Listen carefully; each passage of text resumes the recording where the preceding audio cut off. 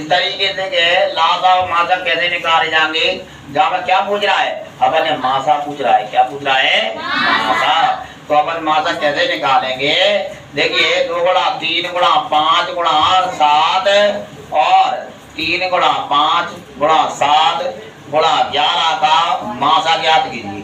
अब यहाँ का समस्या खड़ी हो गई।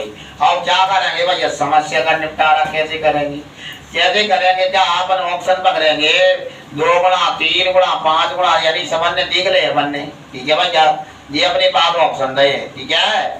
अपन सबसे पहले जो चीज देखेंगे कि सबसे ज्यादा कौन सी चीज याद है, मतलब दोनों में कौन कौन से अंक आए हैं।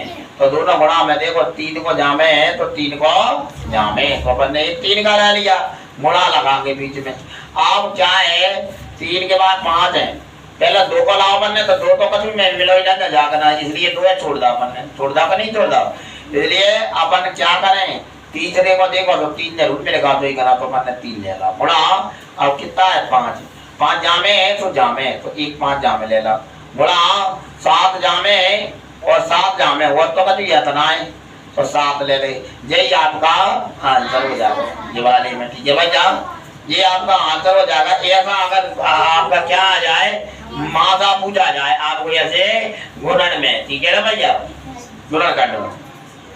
देखिए अब आते हैं अपना घातांक में, कहीं में घातांक में सबसे कठिन पड़ता है भैया, और समझने वाले के लिए कुछ नहीं है। इसलिए भैया ध्यान से समझेंगे अपन कैसे करेंगे भैया। 2 पे घात 4 गुणा 3 पे घात 3 गुणा 5 पे घात 6 गुणा 9 कोष्टक है बंद। अब 2 गुणा 3 पे घात 2 गुणा 5 पे घात 3 गुणा 9 पे घात 2 कोष्टक है बंद। तथा 2 पे घात 3 गुणा 3 पे घात 5 गुणा 5 पे घात 5 गुणा 9 पे घात 7 का मासा ज्ञात कीजिए। क्या कीजिए, मासा।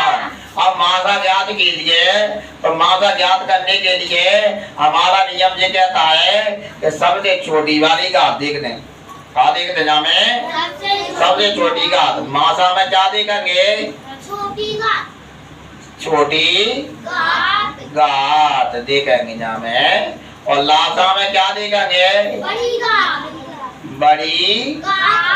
घात देखेंगे, ठीक है भैया। कैसा देखेंगे भाई, अपन ने तो जिन्हें निकालने ना, आ रही समझ में, अपन ने ये निकालना है मासा। क्या निकालना है, मासा। मैं तब समावा तक तो देखिए भैया, पहले तो अपन जिनमें जिन्हों देखने हैं 2 जामे आएंगी और 2 जामे दे दो क्लियर है, 3 अन्य भी आएंगी। तो 3 अन्य के पन्ने उतार लिया, 2 पे घात 4 गुणा 2 पे घात के 3 जामे 3 2 पे घात 3 जामे, ठीक है। और गुणा 2 आएंगे तो बहने भी ले ले पन्ने। जामे पे क्या है 3 जामे और 3 जामे भी है, तो 3 पे घात 3 गुणा 3 पे घात 2 गुणा 3 पे घात 5 3 अन्य में मिल रहे हैं बने।